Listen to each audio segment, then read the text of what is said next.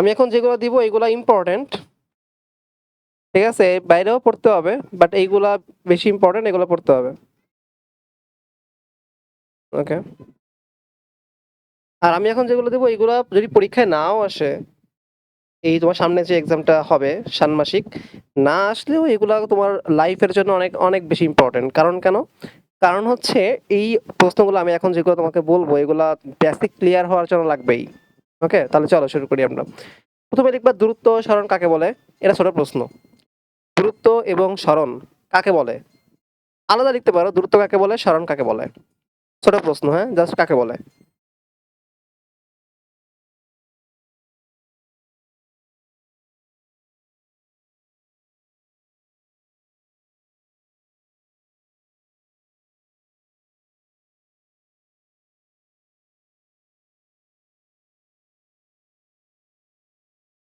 তারপর স্যার বলতেছি। এইগুলো কি আমি সমাধান করব?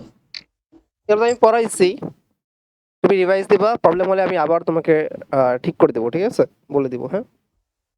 আচ্ছা স্যার। দ্রুতি এবং বেগ এটাও লিখবা। দ্রুতি কাকে বলে, বেগ কাকে বলে।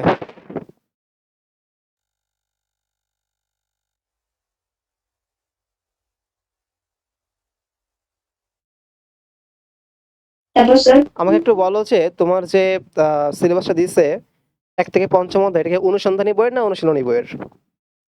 স্যার আমিও বলতে পারছি না, কারণ স্যার মনে হয় স্যার দুইটি মিলিয়েই স্যার। আচ্ছা, আমরা এটার পর অনুশীলনী বইও দেখবো, সমস্যা নেই, ঠিক আছে। আচ্ছা স্যার, যে প্রশ্নগুলো দিচ্ছেন এগুলো কি আমি মানে সলভ করবো? হ্যাঁ, অবশ্যই সলভ করতে হবে, এগুলো তো আমি পড়াইছি একবার, তাই না? জি স্যার। আর তুমি স্যার অঙ্কটা এখানে হুম হুম অঙ্ক ছিল স্যার। হ্যাঁ, অঙ্ক এখান থেকে দেখো। দেখো v is equal to d by t, মানে বেগ এর বিভিন্ন অঙ্ক করা লাগবে, আমরা অঙ্কগুলো করবো। ঠিক আছে, যে বেগ আছে না, সূত্রটা লিখো, লেখার পর লিখবা এর উপর ভিত্তি করে অঙ্ক করতে হবে, এখান থেকে অঙ্ক আসবে।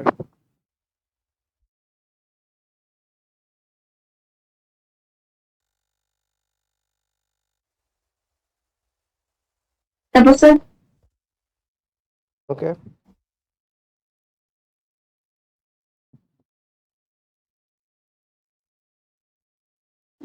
সেম এস ত্বরণ কাকে বলে, মন্দন কাকে বলে।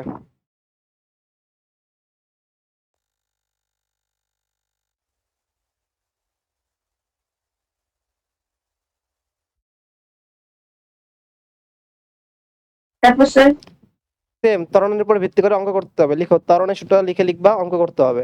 আমি অঙ্ক দিব তোমাকে, হ্যাঁ, আমি করাবো আর কি। এখন লিখে রাখো যেন অঙ্কটা মনে থাকে যে করতে হবে। আচ্ছা স্যার।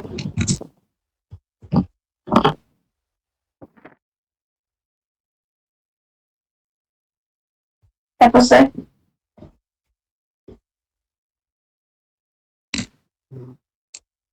দেখো অভিকর্ষের বলে কোনো বস্তু নিচের দিকে পড়লে, অভিকর্ষের। অভিকর্ষ বলে তারপর স্যার কোনো বস্তু নিচের দিকে পড়লে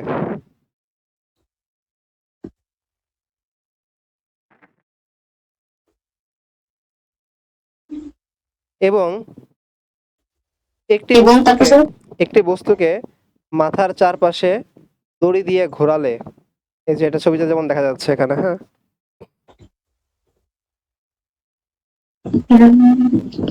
তারপর স্যার কোন ধরনের ত্বরণ উৎপন্ন হয় এবং কেন হয়।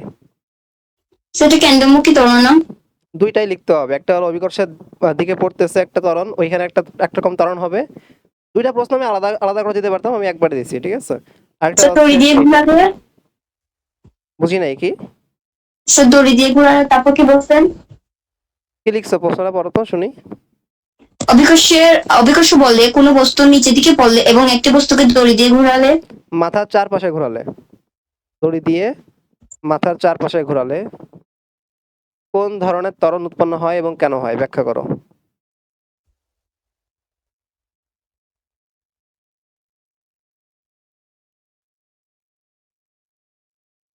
হ্যাঁ,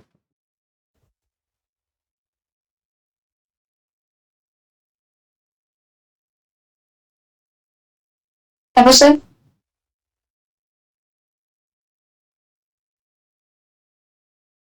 হুম গতির সমীকরণগুলো একটু পড়তে হবে, হ্যাঁ, যে বেগের সমীকরণগুলো একটু পড়তে হবে। হ্যাঁ স্যার, পারি স্যার এগুলো। লিখে রাখো গতির সমীকরণ সমূহ, প্রত্যেকটাই পড়তে হবে। এখানে গতির সমীকরণ যতগুলো আছে প্রত্যেকটাই, দূরত্বের একটা, বেগের একটা। আসবে এরকম যে গতির সমীকরণের সাহায্যে দূরত্বের সমীকরণ প্রতিপাদন করো, আবার আসতে পারে বেগের সমীকরণ প্রতিপাদন করো, আবার আসতে পারে পরীক্ষায় যে হয়ে গেল এই যে গতির তৃতীয় সমীকরণ প্রতিপাদন করো মানে ব্যাখ্যা করো, এবং এইগুলো আবার পাশে লিখো, এইগুলো দ্বারা অঙ্ক করতে হবে। পাশে লিখো, এইগুলোর মাধ্যমে অঙ্ক করতে হবে। দেখো যে অঙ্ক দেওয়া আছে, হ্যাঁ, অঙ্কগুলো সলভ করতে হবে। জি স্যার, লিখছি। ওকে, দেন লিখো লেখচিত্রের সাহায্যে বিভিন্ন অঙ্ক সলভ করতে হবে। লেখচিত্রের সাহায্যে অঙ্ক করতে হবে। লেখচিত্র দেওয়া থাকবে, কিছু মান দেওয়া থাকবে, পরে বলবে এটার ভ্যালু বের করো। যদি জি স্যার, স্ট্যান্ডার্ড, লিখছি। যদি প্রশ্ন স্ট্যান্ডার্ড হয়, ভালো প্রশ্ন হয়, তখন এই প্রশ্নগুলো আসবে, নাহলে সিম্পল প্রশ্ন হবে বা দলগত কাজ আসতে পারে। বাট এই টাইপ প্রশ্নগুলো যদি হয়, তখন দেখবে এই টাইপ প্রশ্নগুলো হচ্ছে একদম ক্লিয়ার কনসেপ্ট প্রশ্ন এবং খুব ভালো প্রশ্ন এগুলো, হ্যাঁ। হ্যাঁ স্যার, অনেক। আমাদের সময় হইতো লেখচিত্র দেওয়া থাকবে, এখান থেকে বিভিন্ন ভ্যালু দেওয়া থাকে, ভ্যালু থেকে আমাদের কি করতে হবে, আমাদের ম্যাথের যে ভ্যালুগুলো সেগুলো বের করতে হবে। ওকে, বুঝতে পারছো? জি স্যার। এই অধ্যায় মোটামুটি এগুলোই আসে, এই যে লেখচিত্র থেকে ভ্যালুগুলো বের করতে হবে এখান থেকে। আমরা পরবর্তী অধ্যায় যাচ্ছি, শক্তিতে যাচ্ছি, ঠিক আছে? শক্তি, হ্যাঁ স্যার। উপরে হেডিং দাও, অধ্যায়ের নাম লিখো শক্তি।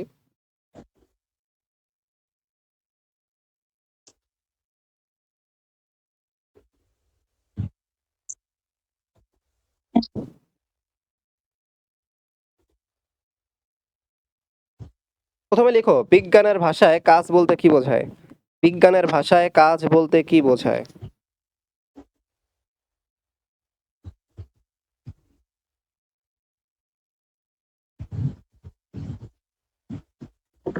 তারপর স্যার।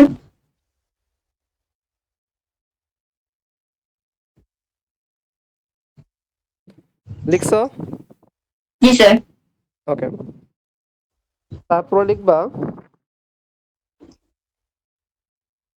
কাজ ও শক্তি কি একই? ব্যাখ্যা করো। কাজ ও শক্তি কি একই? ব্যাখ্যা করো।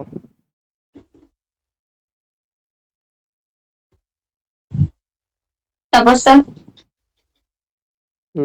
ভাবতে দাও, প্রশ্ন ভাবি একটু কোনটা হইতে পারে। আচ্ছা, এবার লেখো একটা প্রশ্ন, এখানে আছে কিনা জানি না। লম্বভাবে কোনো হ্যাঁ স্যার।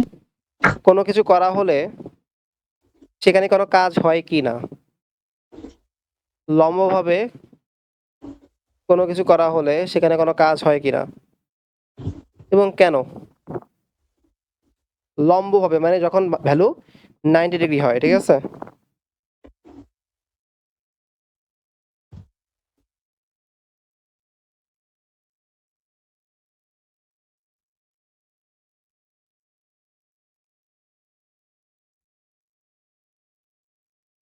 তারপর স্যার। সেইটা আনসার হ্যাঁ হবে না স্যার? লম্বভাবে কোনো কিছু করা হলে কোনো কাজ হয় না। তাহলে স্যার আপনি কেন লেখেন ব্যাখ্যা করার কথা? কেন হয় না সেটা ব্যাখ্যা করবা, কেন হয় না, কাজ কেন হবে না এটা ব্যাখ্যা করতে হবে। আমি বলছিলাম, ভুলে গেছো। এনিওয়ে, বিভব শক্তি কাকে বলে বা বলতে কি বোঝায়? মনে আছে তো, এর আরেকটা নাম আছে, স্থিতিশক্তি। সেম। তারপর স্যার।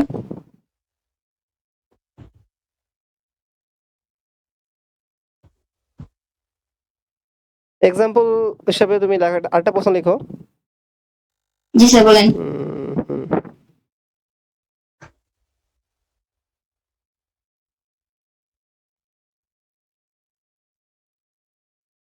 তো এখানে তুমি আপাতত লেখো যে বিভব শক্তি এর উদাহরণ লিখো, মানে বাস্তব ক্ষেত্রে যে উদাহরণগুলো আছে এগুলো লিখতে হবে, ঠিক আছে? অনেকগুলো উদাহরণ তোমাকে বলবো, হ্যাঁ। আপাতত লিখে রাখো প্রশ্ন আকারে, যেন পরে মনে থাকে যে এটা জানতে বা শিখতে হবে পরীক্ষার জন্য, ঠিক আছে? লিখছি। অভিকর্ষজ বিভব শক্তি কাকে বলে? অভিকর্ষজ বিভব শক্তি কাকে বলে?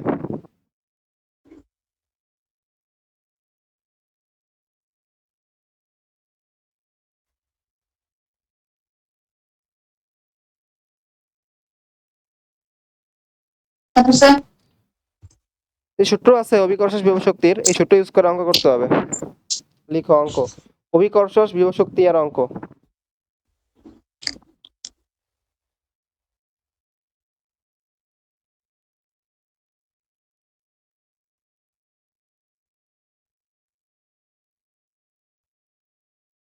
লিখেছো? স্যার। তারপর লিখো গতিশক্তি কাকে বলে?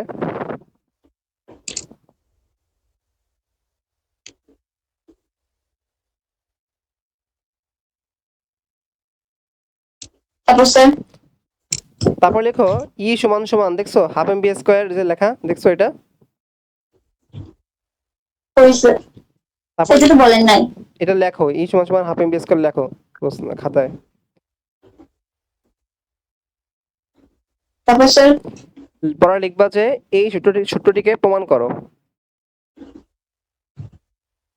এই স্যার সূত্রটিকে প্রমাণ করতে হবে, মানে কিভাবে সূত্রটা হইলো, এই যে দেখছো অনেক কিছু হইছে না, এই সবগুলো প্রমাণ করতে হবে কিভাবে হইলো, কিভাবে সেটা কি গতিশক্তির সূত্র? হ্যাঁ, এটা গতিশক্তির সূত্র। তাহলে স্যার ইবি হওয়ার কথা না? ই কে এরকম লেখা হয়। তাহলে স্যার এখানে, স্যার এখানে তো কে লেখা হয় নাই। তুমি লিখো, সমস্যা নাই, শুধু এনার্জি লিখতে ওরা। এর নিচে কে ছোট করে কে লিখতে হয় আমি দেখাচ্ছি পেইন্টে। জি স্যার, আমি বুঝছি স্যার। ওকে, তাহলে আর লিখলাম না।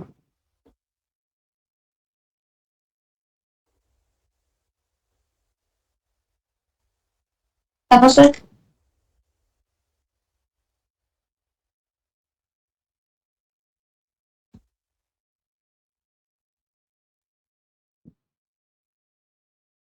বেগ দ্বিগুণ হলে গতিশক্তি 4 গুণ হয়, তাই না?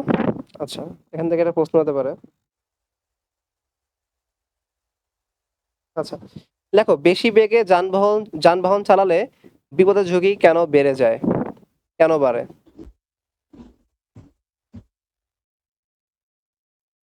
এই প্রশ্নগুলো যদি নাও আসে, বাট এই প্রশ্নগুলো জানতে হবে, যারা এই প্রশ্নগুলো জানে না, ঠিক আছে, বা অ্যান্সার গুলো জানে না, তারা হুদাই মনে করো বই পড়ছে। সায়েন্সে এইগুলো জানতে হবে।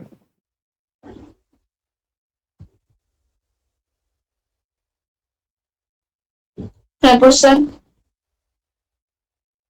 অঙ্ক করতে হবে, ঠিক আছে? লেখো গতিশক্তির অঙ্ক, গতিশক্তি এর অঙ্ক।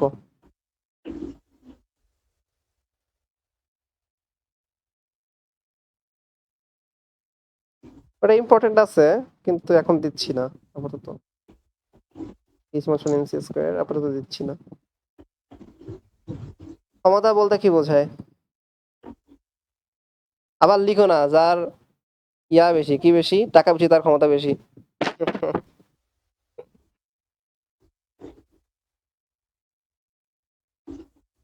তারপর স্যার? আচ্ছা, তারপরে হচ্ছে আপাতত এই অধ্যায়ের কিছু লাগবে না। আরো কিছু প্রশ্ন হইতে পারে, বাট আমি দিচ্ছি না আর, ঠিক আছে? না, আরো কিছু প্রশ্ন তৈরি করা যায় এখান থেকে। Fission fusion sir. Nuclear fusion বিক্রিয়া নিয়ে কথা বলা যায় এখানে। জি দেখি তোমার অনুসন্ধানী বই থাকতে পারে। আমি জাস্ট এখন অনুসন্ধানী বই থেকে দিচ্ছি, অনুসন্ধানী বই থেকেও দেওয়া লাগবে, ঠিক আছে? জি স্যার। আর দুইটা এক করতে হবে। পরমাণুর গঠন ব্যাখ্যা স্যার করো। এটা লাগবে না স্যার, স্যার এই চ্যাপ্টার লাগবে না স্যার, এটা পারবো স্যার।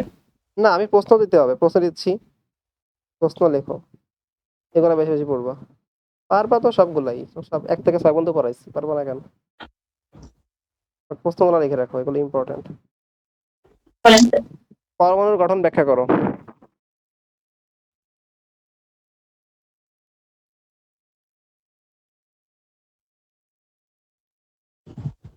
রাদারফোর্ডেরটা আছে কিনা এখানে? তারপর স্যার?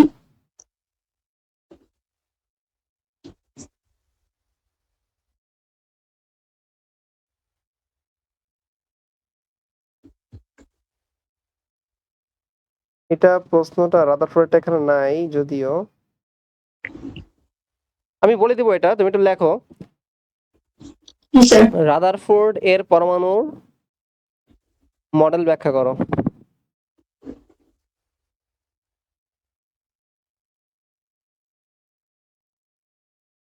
নাও আসতে পারে। রাদারফোর্ড পরমাণু। মডেল।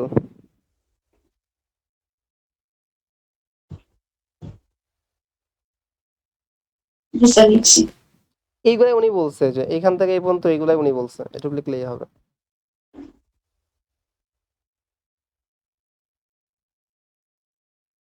পারমাণবিক সংখ্যা কাকে বলে? ছোট প্রশ্ন এটা। সেম অ্যাজ ভর সংখ্যা কাকে বলে?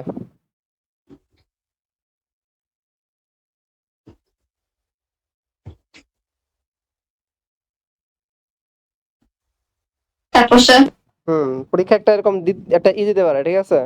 মৌলের নাম দিতে পারে, এখানে কার্বন দিছে, এরকম যে কোনো কিছু দিতে পারে, ABCD Z, প্রতীক আর কি, হ্যাঁ, রূপক অর্থে। দেওয়ার উপরে বলবে কিছু, নিচে বলবে কিছু, বলবে এটাকে কি বলা হয়, এটাকে কি বলা হয়, বুঝতে পারছো এরকম বিষয়টা? পেইন্টে যে দেখাচ্ছি। জি স্যার। পেইন্ট কোথায়?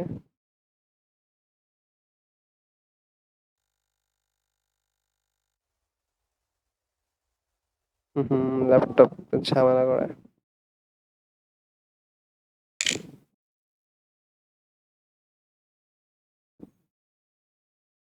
কি ব্যাপার, ল্যাপটপ কি হ্যাং করে? আসছে কোনো মতে। যাক।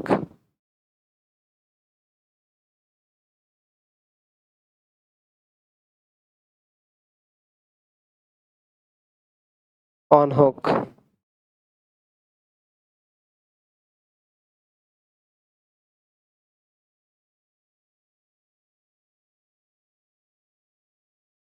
মনে করো এরকম একটা প্রতীক দিল, জেড। জেড না, ধরলাম এটাকে, দিলাম মনে করো যে, এনজি স্যার দিলাম দিয়ে পি, দেন। দিলাম পি, ঠিক আছে? পি নামে একটা মৌল, পি নামের মৌল। পটাশিয়াম। আচ্ছা আমার নাম দিই, যে দিই। আমার নাম বাদ যাবে কেন? জামি, ফেমাস নাম তাই না? যে, হ্যাঁ, জামির। এখানে দেওয়া আছে মনে করা হচ্ছে তোমার ভর সংখ্যা এ, ভর সংখ্যা এ দ্বারা প্রকাশ করা হয়, চেক করি। Yeah. আর নিচে দেওয়া আছে মনে করো এখানে জেড, ঠিক আছে?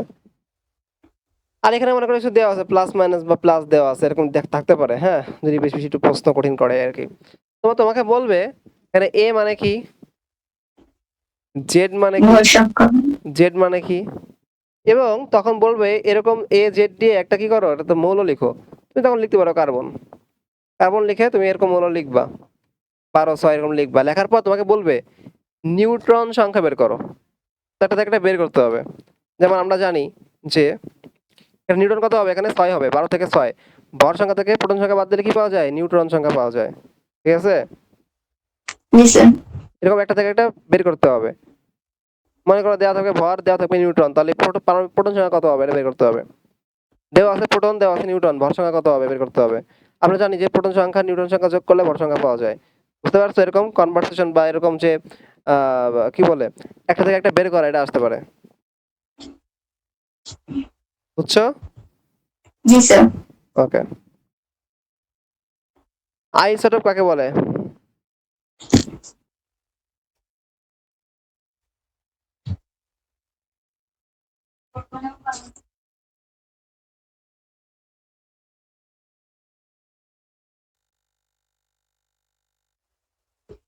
জি স্যার, পরেরটা বলেন। এগুলো একটু রিডিং পড়ে যাওয়া, ঠিক আছে? আসলে আসতে পারে।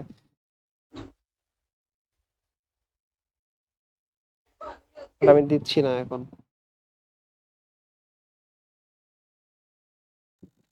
ইলেকট্রন বিন্যাসটা ইম্পর্টেন্ট, হ্যাঁ। এখান থেকে আসতে পারে যে, তোমার মনে করো যে দিবে, কি দিবে? প্রথমে বলবে যে কত প্রকার প্রশ্ন হতে পারে, এখান থেকে খেয়াল করো।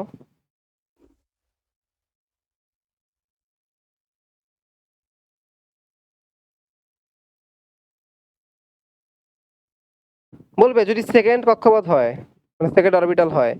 সেকেন্ড অরবিটালে মোট কয়টা ইলেকট্রন থাকতে পারে সর্বমোট? তো তোমাকে বের করতে স্যার হবে, 8টা। 2n² দিয়ে বের করতে হবে, ঠিক আছে এরকম। হ্যাঁ, একটাই প্রশ্ন। আরেকটা প্রশ্ন কি হতে পারে এখান থেকে, যে তোমাকে একটা মৌল দিবে, মনে করো অ্যালুমিনিয়াম দিল, অ্যালুমিনিয়াম দিয়ে বলবে এটা ইলেকট্রন বিন্যাস ব্যাখ্যা করো বা লিখো। মনে করো দিল ক্যালসিয়াম, ক্যালসিয়াম দিয়ে পর বলবে যে এটা ইলেকট্রন বিন্যাস লিখো। বুঝতে পারছো? জি স্যার পারবো। ওকে, আঁকতে হবে কিন্তু সাথে আঁকতেও হবে, হ্যাঁ, একে দেখাইতে জি হবে। স্যার।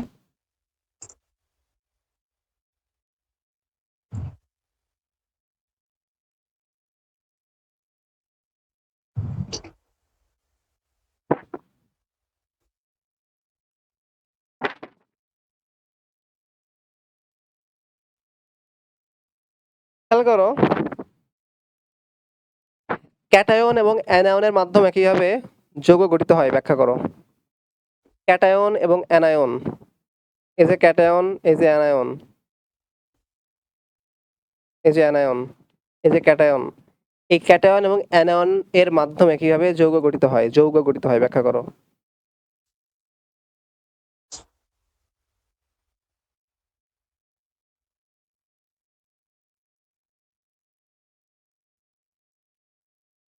জি স্যার লিখছি।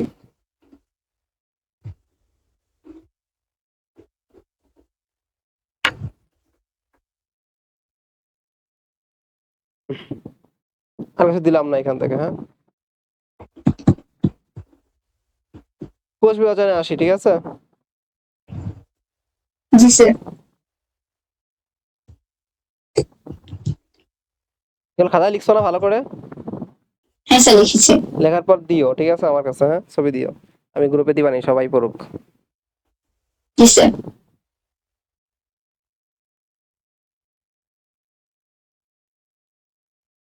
কোষ বিভাজনের গুরুত্ব অনেক ইম্পর্টেন্ট, দেখো।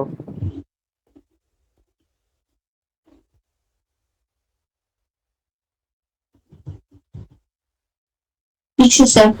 কোষ বিভাজন কাকে বলে? দেখো,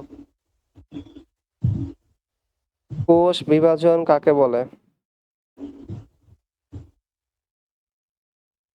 লিখছি স্যার।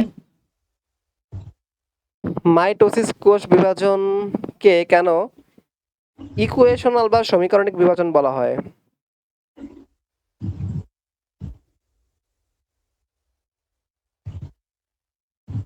নিচে আছে, দেখাচ্ছি।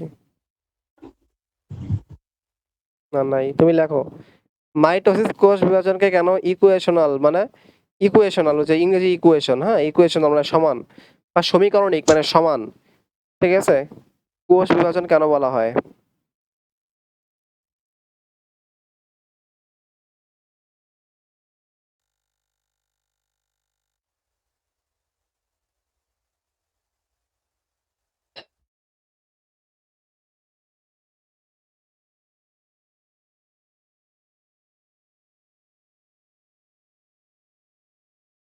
মাইটোসিস ধাপগুলো লাগবে।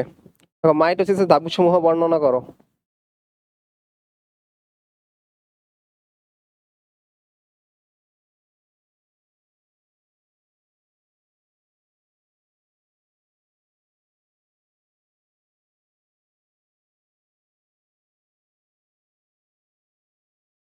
জি স্যার লিখছি।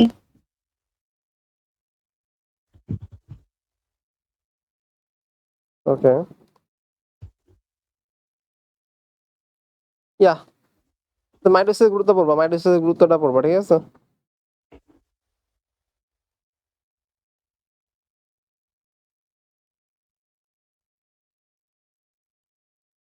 তারপরে লিখবা, জীব জগতে বৈচিত্র্যের জন্য মিওসিস কোষ বিভাজন কেন প্রয়োজনীয়? জীব জগতে বৈচিত্র্যের জন্য, বৈচিত্র্য, বায়োডাইভার্সিটি, এর জন্য মিওসিস কোষ বিভাজন কেন প্রয়োজনীয়?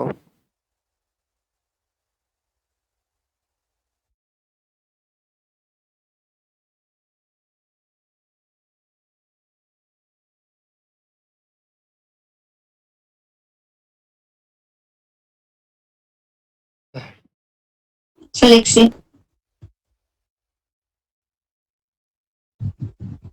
মানে গুরুত্ব, বুঝতে পারছো? ওটা মানে কি, এই গুরুত্ব লিখতে হবে, হ্যাঁ? হ্যাঁ স্যার। গুরুত্ব লিখতে হবে, এই যে বৈচিত্র্য হয়, দেখছো যে বৈচিত্র্য সৃষ্টি হয়, হ্যাঁ? বৈচিত্র্য বেশি করে লিখতে হবে আর কি, হ্যাঁ, এটা ইম্পর্টেন্ট। আচ্ছা, এটা ইম্পর্টেন্ট, হিংটাই লেখো। বংশগতি নির্ধারণে ক্রোমোজোম ও ডিএনএর ভূমিকা ব্যাখ্যা করো।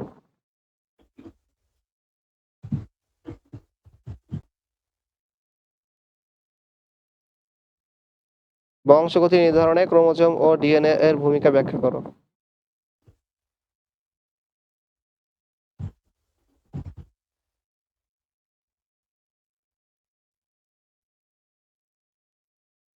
লিখছি। এটা ভালো করে লিখতে হবে তখন, হ্যাঁ? পুরুষ ও নারী সন্তান, হ্যাঁ স্যার। এটা কিন্তু পড়াইছিলাম। জি স্যার। Okay. এটাই তো লাস্ট অধ্যায়, 5, তাই না? হ্যাঁ স্যার। টিস্যু কাকে বলে?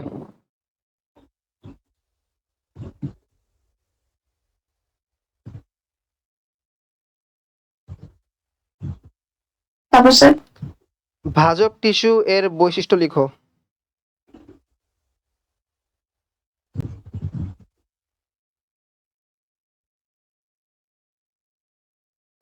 তারপর স্যার। স্থায়ী টিস্যুর বৈশিষ্ট্য লিখবা।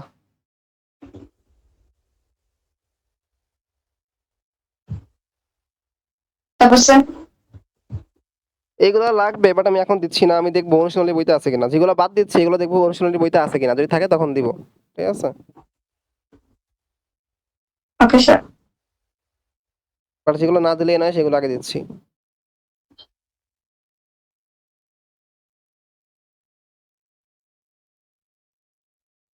জটিল টিস্যু একটু লেখো, জটিল টিস্যু আসতে পারে। জটিল টিস্যু কাকে বলে এবং কত প্রকার, এবং তাদের কাজ, মানে ফ্লোয়েম টিস্যুর কাজ লিখবা, জাইলেম টিস্যুর কাজ লিখবা। এটা একটু ইম্পর্টেন্ট, মানে জটিল টিস্যু বরাবরই ইম্পর্টেন্ট থাকে, ঠিক আছে? আমরা যখন পড়ছি তখন এটা ইম্পর্টেন্ট ছিল। উপরেগুলো ইম্পর্টেন্ট আছে, বাট বেশি হয়ে যাবে তখন। আমি দেখবো তোমাদের আহ ইয়াতে আছে কিনা, অনুশীলন বইতে আছে কিনা, দেন দেয়ার ট্রাই করবো আবার। এগুলো আবার করা হবে, রিঅ্যারেঞ্জ হবে এগুলা, ঠিক আছে? প্রশ্নগুলো, হ্যাঁ, অনুশীলন জি বই স্যার। থেকে।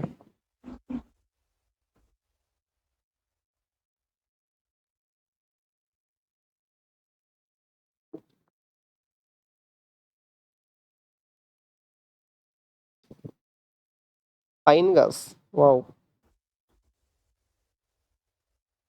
একটি উদ্ভিদের বিভিন্ন অংশ চিহ্নিত করো। একটি উদ্ভিদের বিভিন্ন অংশ চিহ্নিত করো। একটা উদ্ভিদ আঁকবা, আঁকার পর পাতা সম্পর্কে একটু লিখবা, মানে চিহ্নিত তো করবাই, মানে মূল নিয়ে কিছু লিখবা। সব লেখার দরকার নেই, মানে হালকা দুই একটা লাইন, ঠিক আছে? মূল বলতে কি বোঝায়, দেন মনে করো যে যে কাণ্ড বলতে কি বোঝায়, ঠিক আছে? এগুলো একটু হালকা ব্যাখ্যা করতে হবে, সব না। কাণ্ড বলতে কি বোঝায় 2 লাইনে শেষ করবা। পাতা বলতে কি বোঝায়, পাতা বলতে কি 2 লাইন শেষ করবা। মূল নিয়ে 2 লাইন শেষ করবা, ঠিক আছে? হালকা করে লিখতে হবে। জি স্যার লিখছি। একটি ফুল আঁকতে হবে, ফুল এঁকে ফুলের বিভিন্ন অংশ চিহ্নিত করতে হবে। জাস্ট দেখো, একটি ফুলের বিভিন্ন অংশ চিহ্নিত করো। একটি ফুল এঁকে তার বিভিন্ন অংশ চিহ্নিত করো।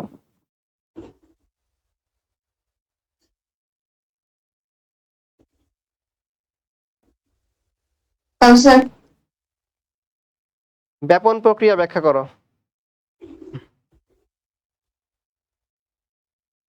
সেম, প্রসাধন প্রক্রিয়া ব্যাখ্যা করো।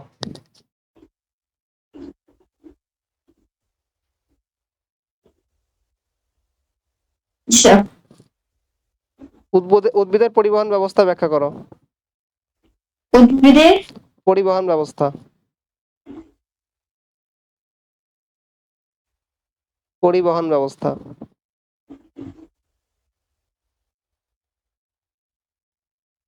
জি স্যার। আরেকটা প্রশ্ন, টিস্যু কালচার কাকে বলে? জাস্ট কাকে বলে, ঠিক আছে? 2 লাইনে অ্যান্সার দিবা। টিস্যু কালচার কাকে বলে?